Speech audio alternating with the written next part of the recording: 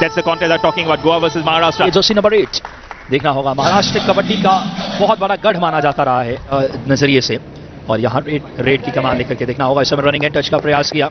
महाराष्ट्र के Jersey number 10 red की भूमिका में नजर आ रहे थे वहां पे, और हालांकि defenses and they've been very loosening on their chain attack also, and that's why it's very important they do. And there you go, the loose grip was going for the ankle again. It is almost like 4 पर पहुंच गए हैं और खाता खुल गया है महाराष्ट्र का। खाता खुलना बाकी है गोवा का। आर्यन शिवाजी भावड़ेकर रेडिए टीम महाराष्ट्र की Jersey number 10। Digo Rama. See how tough it is going for Goa. Going for a toe touch and going out of lobby. Absolutely no chance. But then again, they have been very strong, Maharashtra, and that's why Maharashtra की एक ताकत रही है। ओहो खूबसूरती के साथ यहाँ थोड़ा they've already dried up 8 minutes from here on. But again, seemingly they have been very, very strong. There you go. Oh, he's almost going for the middle line. He's still attempting. The Kent is still kabaddi on his lips. But now it gets exhausted. Very strong right from it. So number 10 goes out, as you see on the replay. यकीनन तौर पे देखें क्या शानदार तरीके से समय खूबसूरती के साथ बड़े अंतर से जीतते हैं तो सेमीफाइनल्स की आशाएं अभी भी जारी रहेगी। रनिंग हैंड टच किया है इस समय सेकेंड मैच में बहुत ही। But for Maharashtra, it's very important that they keep the winning momentum going. It was easy, so easy. And home is absolutely empty, so that the threat is there for all out, and yes it is. Just goes ऐसा कुछ करने में वो नाकाम रहे हैं कि team को एक बार कम से कम जीत तो नहीं, क्या जीत की तहरीर पर भी ले जा पाए। सफलतापूर्वक बाहर भेजा है जर्सी नंबर 6 और जर्सी नंबर 11 है। जर्सी नंबर 6 आप लेकर के सुरंगी एक अच्छे रेडर हैं, लेकिन बहुत ज्यादा अंदर चले गए और डिफेंस ने बहुत चाहिए नजर डालते हैं रिप्ले पे। बहुत ज्यादा अंदर चले गए। विश्वास का ब्लॉक आया, एंकल पे गए।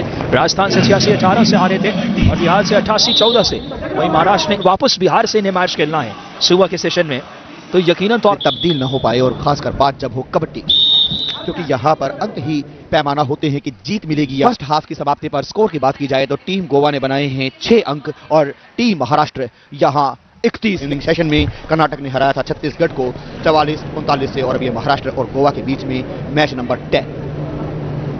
एंड लाइन से बाहर देखिए पैर गया और ये सेल्फ आउट हुए। लाइन अंपायर ने इसलिए वहां अपनी सक्रियता रोज आए हैं रेड पे। खेलो इंडिया यूथ गेम्स का ये बड़ा काम किया। इस समय देखना होगा, इस समय लंबे कद के रेडर 28 पे गए, एंकल हाथ में आया।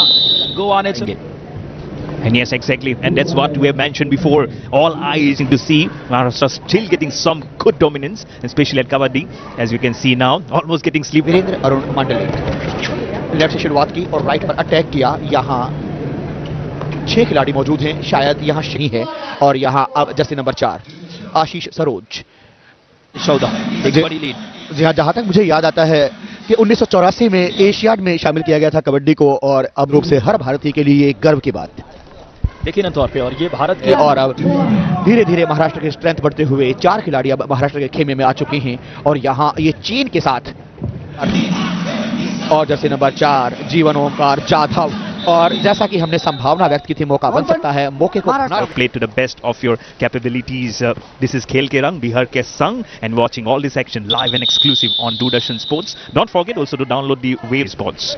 जी हाँ, इसी बीच देखिए क्या बाल का डबल एंकल पे गए, शानदार अंदाज में ब्लॉक आया और काफी देर बाद इस समय कुल 1272 उत्कृष्ट खिलाड़ियों के बीच 5.5 करोड़ की सम्मान राशि का बात करें, जो एथलीट को बहुत ही एथलीट के लिए एक बहुत अच्छी कोशिश है कि अंडर 17 इयर्स ओल्ड बहुत बढ़िया निखर कर आया।